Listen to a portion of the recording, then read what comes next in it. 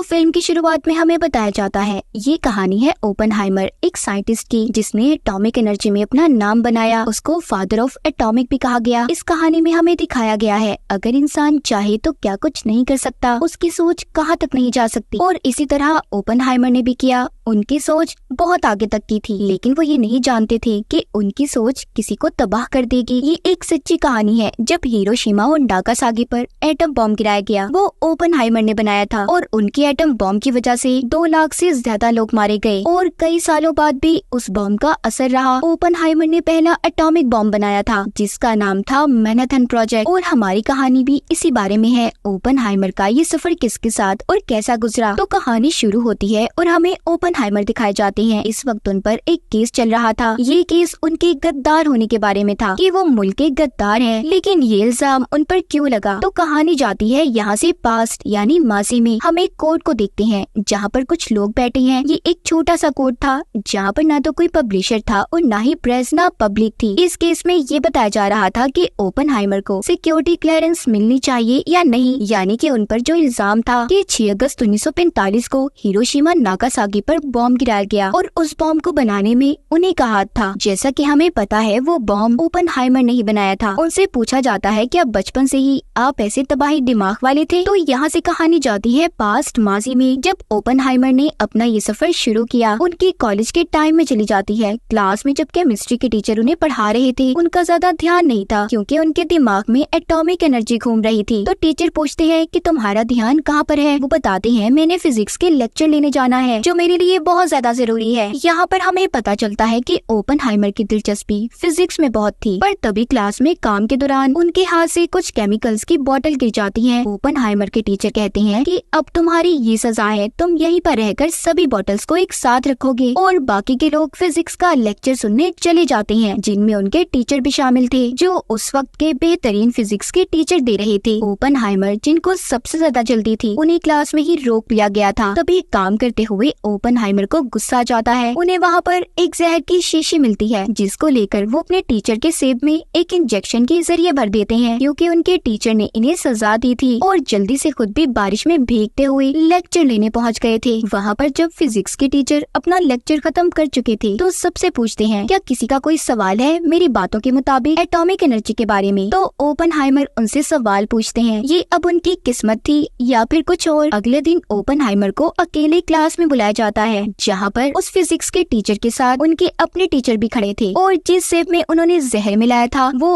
उस फिजिक्स के टीचर के हाथ में था। वो ओपेनहाइमर से कहते हैं देखो तुम्हारा दिमाग मैं जान चुका हूँ बहुत तेज चलता है, फिजिक्स क्वांटम में बहुत आगे हो, मगर हाँ तुम्हारी कुछ थ्योरीज कमजोर है। मैं चाहता हूँ तुम अपनी थ्योरीज को थोड़ा मजबूत अच्छा करो। यहाँ से कहीं दूर जाकर मैं अभी भी तुम में एक काबिल आदमी देख सकता हूँ। मैं तुम्हें एक कॉलेज का नाम बताता हूँ, तुम वहाँ पर जाकर एक टीचर से मिलो, वो तुम्हें बताएंगे कि कैसे थ्योरीज को अच्छा किया जा सकता है और तुम कैसे आगे बढ़ोगे। क्योंकि उस वक्त फिजिक्स के बारे में कोई इतना अच्छा और इतना ज्यादा नहीं जानता था। ये बहुत बड़ी बात थी जो बात सिर्फ ओपेनहाइमर के अंदर नजर आती थी। उस वक्त के लोग एनर्जी, एटम बॉम्ब, इन चीजों में भी ज्यादा दिलचस्पी नहीं लिया करते थे। ओपेनहाइमर रशियन थे मगर फिर भी फिजिक्स में दिलचस्पी की वजह से वो अमेरिका शिफ्ट हो गए थे क्योंकि वो जानते थे यहाँ से आगे उनकी मंजिल है। तो यहाँ पर हमें कभी पास्ट और कभी प्रेजेंट का सीन दिखाया जाएगा, यानी कि कभी कोर्ट का और कभी ओपेनहाइमर की जिंदगी का कि उन्होंने इस बॉम्ब को बनाने का सफर कैसे किया और उन पर जो इल्जाम लगा है उसको वो कैसे खत्म कर रहे हैं। क्योंकि उस वक्त अमेरिका और रशिया में बिल्कुल भी नहीं बना करती थी। इनकी मेन कड़ी थी कम्युनिस्ट जो इन दोनों मुल्कों के दरमियान में झगड़े को बढ़ाने का काम किया करते थे। यहीं पर पार्टी में एक दिन ओपेनहाइमर की मुलाकात एक लड़की से होती है जिसका नाम जीन था जो एक कम्युनिस्ट थी। जीन जो कि ओपेनहाइमर की फिजिक्स पर फिदा थी,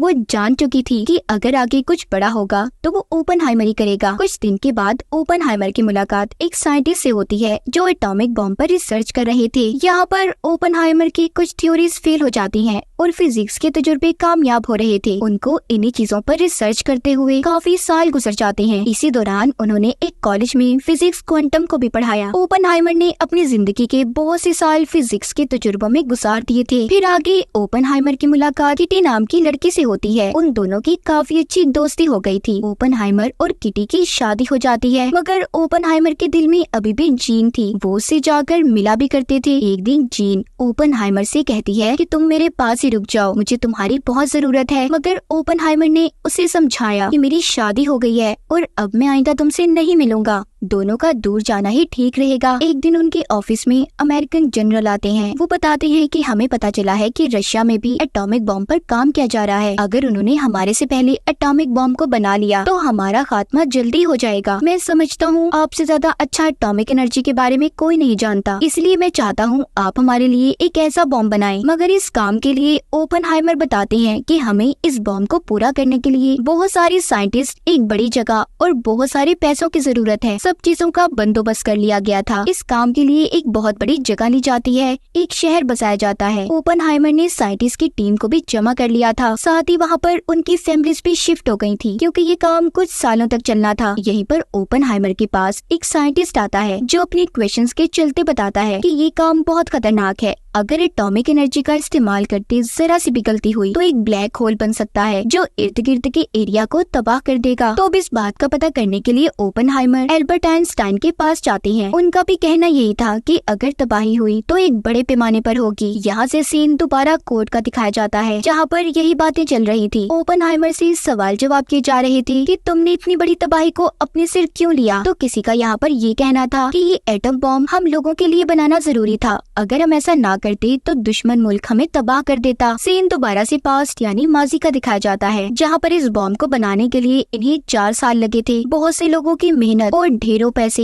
इसी बीच ओपनहाइमर को ये भी खबर मिलती है कि जीन की मौत हो गई है, जिसका उन्हें बहुत दुख हुआ था, क्योंकि जीन ने इन्हें कहा था कि मुझे तुम्हारी जरूरत है तो मेरे साथ ही आकर रहो। ये वक्त ओपनहाइमर के लिए बहुत मुश्किल था। एटम बॉम्ब बनने वाला था और जीन की मौत का सदमा इनके दिल में था, मगर फिर भी इन्होंने हिम्मत से काम लिया और अपने काम को जारी रखा। तभी यहाँ पर वही साइंटिस्ट जिसने ब्लैक होल के बारे में बताया था इन्हें हाइड्रोजन के इस्तेमाल का मशवरा देता है, जो कि एटॉमिक एनर्जी से 1000 गुना ताकतवर है। तब ओपनहाइमर इस बात पर बहुत सोचते हैं। उन्हें ये बात समझ आ गई थी कि अगर उन्होंने हाइड्रोजन का इस्तेमाल करके बॉम्ब को बनाया तो बाकी के मुल्क भी ऐसे बॉम्ब को बना सकते हैं, और अगर कभी वर्ल्ड वॉर 3 या इनके मुल्कों के दरमियान में तीसरी जंग छिड़ गई तो सब कुछ तबाह हो जाएगा, पूरी दुनिया धूल में उड़ जाएगी। इसीलिए वो हाइड्रोजन के इस्तेमाल से मना कर देते हैं, मगर हाँ उस साइंटिस्ट से ये वादा करते हैं कि वो आने वाले कल में उससे जरूर मशवरा लेंगे। इनका बॉम्ब पूरा हो चुका था जिसको अब टेस्ट किया जाना था। पहले टेस्ट में ही बहुत बड़ा धमाका होता है, इतना बड़ा कि इनके सर से टोपियां तक उछल गई थी। अब अगला काम ये था कि इस बॉम्ब को गिराना किस पर है, इसलिए ये कानून इन्होंने अपने प्रेसिडेंट से पास करवाना था। इस वक्त रशिया भी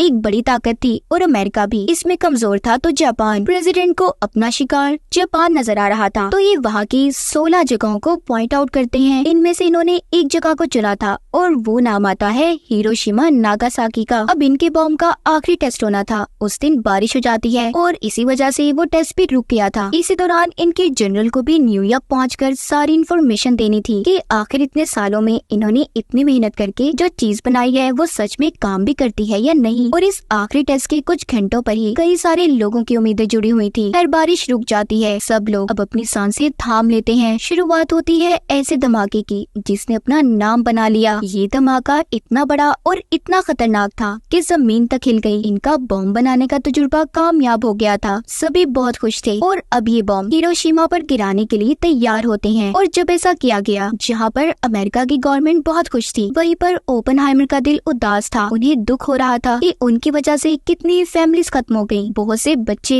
माँ से जुदा हो गए, उनके फ्यूचर तबाह हो गए। वो हादसा इतना दर्दनाक था, ओपनहाइमर की आंखों में वही मंजर घूम रहा था। वो अपनी इस कामयाबी के बाद जब अमेरिका में स्पीच देते हैं तो वो सिर्फ बाहर से खुश थे, मगर अंदर से वो बहुत उदास थे। उन्हें अपनी हर तरफ लाशें नजर आ रही थी। जिसके बाद उनकी मुलाकात अमेरिका के प्रेसिडेंट से होती है। ओपनहाइमर कहते हैं, देखिए हमने इस बॉम्ब की प्रोडक्शन तो कर ली, लेकिन हमें यहीं पर इसको रोक देना चाहिए। अगर हमने इसको यहीं पर ना रोका तो दूसरे मुल्क भी ऐसा ही करेंगे, पूरी दुनिया तबाह हो जाएगी, इसका सारा इल्जाम मुझ पर आएगा। प्रेसिडेंट कहते हैं, देखो ये बॉम्ब तुमने नहीं बल्कि हमने गिराया है। फ्यूचर यानी कि आने वाले कल में भी इस पर काम होता रहेगा। अपनी इन कामयाबियों की वजह से ओपेनहाइमर बहुत ज्यादा मशहूर तो हो गए थे, मगर यहीं पर उन्होंने अपने इस काम को रोक दिया। यहाँ से कहानी कोर्ट में जाती है, जहाँ पर पुलिस वाले बहुत से साइंटिस्ट इस बात पर दलीलें दे रहे थे कि आखिर कौन कौन कैसे इस बॉम्ब को बनाने वाले प्रोजेक्ट में जुड़ा हुआ था। और यही वजह थी जब ओपेनहाइमर ने और भी बॉम्ब बनाने से इनकार किया तो उन्हें मुल्क का गद्दार कहकर इन्हें केस में फंसा दिया गया। यहाँ पर सबकी ओपेनहाइमर के बारे में यही सोच थी कि उनका दिमाग इतना तेज कैसे चला कि उन्होंने दुनिया को तबाह करने का बहुत बड़ा हथियार बना लिया। दरअसल यहाँ पर ओपेनहाइमर को फंसाने में एक साइंटिस्ट लेविस की चाल थी, जो शुरू से चाहता था कि ओपेनहाइमर उनके साथ हाइड्रोजन पर मिलकर काम करे, मगर उन्होंने उसके साथ काम करने से इनकार कर दिया क्योंकि वो जानते थे इस काम से बहुत बड़ी तबाही हो सकती है। और उसी ने ओपेनहाइमर को केस में भी फंसाया था। अब यहाँ पर कोर्ट में ओपेनहाइमर की बीवी आती है, जिसके पास उस साइंटिस्ट के खिलाफ सबूत थे, जिसकी बिना पर ओपेनहाइमर को रिहा कर दिया गया। अब उनके बनाए जाने वाले बॉम्ब्स पर और भी काम किया जाने लगा। कहानी के आखिर में हमें ओपेनहाइमर एल्बर्ट आइंस्टाइन के पास दिखाए जाते हैं, जो उनसे बॉम्ब में हाइड्रोजन के इस्तेमाल का पूछते हैं, जिस पर उनका जवाब था जरा देख कर और संभल कर, क्योंकि हाइड्रोजन का बॉम्ब में इस्तेमाल बड़ी तबाही ला सकता है। और इस तबाही का मैंने तुम्हें एटम बॉम्ब बनाने से पहले भी बताया था। तो मूवी तो यहाँ पर खत्म हो गई, पर आगे क्या होने वाला था ये कोई भी नहीं जानता। लेकिन ओपेनहाइमर को पहले ही इन तबाहियों का अंदाजा हो रहा था। वो आसमान की तरफ देखते हैं और इसी के साथ इस फिल्म की कहानी